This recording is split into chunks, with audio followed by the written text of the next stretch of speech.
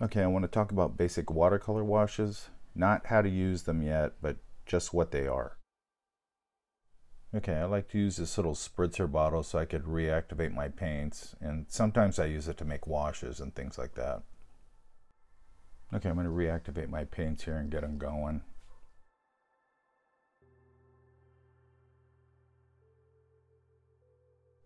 A wet and a wet wash is just sort of exactly what it says. You put down a color, and while it's still wet, you drop another color into it, and they'll just sort of organically intermingle.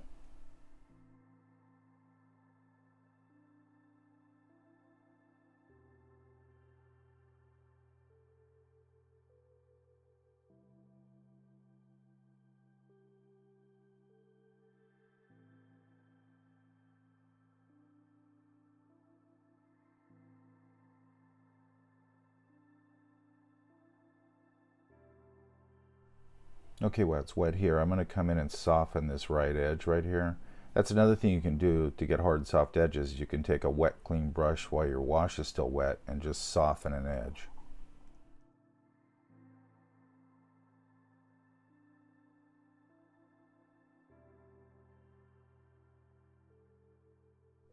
Now, if I take some of the moisture off the brush so I have more pigment than moisture, and I sort of just lightly brush the surface, I can get what's called a dry brush technique. And this is sort of the textures you can get. I'll go into that deeper later and show you. You can get some very organic foliage and things like that with that.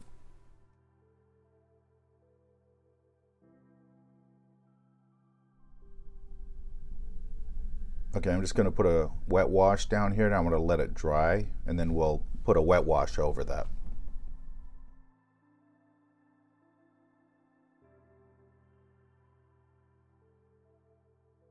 Okay, so I'm just going to do a quick little gradated wash here. So I've got a lot of pigment, a lot of water, and I have to keep that bottom, which is the leading edge, I just got to keep it moving.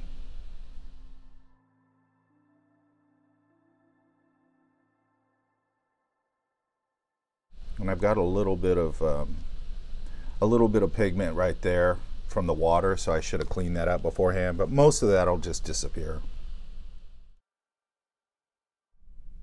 So I'm going to do a lift out here.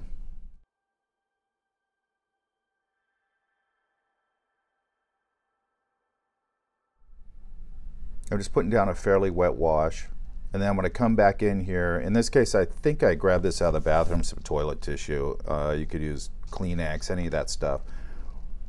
So this is going to give you a really absorbent. It's going to lift out really easily, like you can see here, and I can start making some clouds or different things, different textures. If I do this with a paper towel, it's going to lift it out differently. So toilet paper, tissue paper, that kind of stuff's going to be really absorbent. And you can see it just makes nice edges and just lifts out some of the stuff. You got to do it right, it's pretty wet.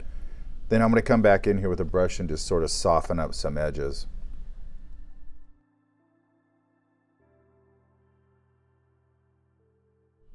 Okay, so now my little swatch is dried. So now we're going to take a wet wash and go right over. And you can see how it does that stained glass effect where I'm getting that little patch of green where they meet. You can see it a little better here. And it's sort of just optically mixing, but you have to remember the watercolor is transparent. So it's just like layering stained glass over each other. Okay, I'm going to set up a wash here, and then I'm going to do a little salt texture thing. You have to be really careful with this. I'm going to grab some salt here. This is kosher salt, which has a bigger grain to it. It does matter what kind of salt you use. If you use table salt, it's going to be a much finer grain. And you have to be really careful with this, or it can get cheesy real fast. But I'll show you some examples of how I use it for sort of organic textures. So while that's drying, I want to set up a plastic wrap texture. And this is the same thing. If you just use this by itself, it gets gimmicky. I use it a lot for like background noise and just general textures. Then I work back into it. I'll show you some examples of how I kind of use it in sort of a forest setting.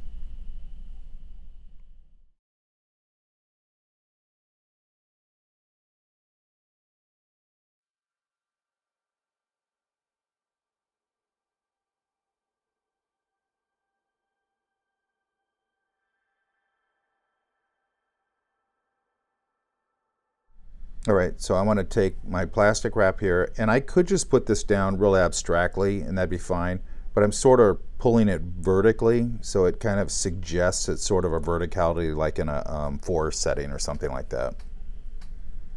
And then I'll put this down and then I just let it dry. I don't usually dry it with a blow dryer.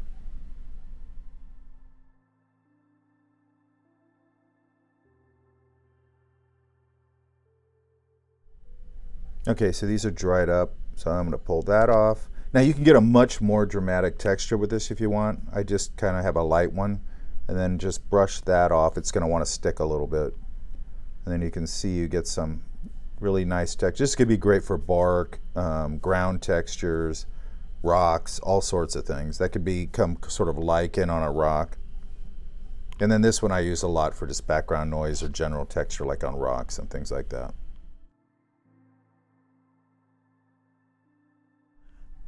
So here's one way I'd use it. I have the background noise going. You can see if I start to build like trunks and trees and things in the foreground, and that tree has a little bit of salt texture to it to get a barky thing, and then I'll start painting back into that.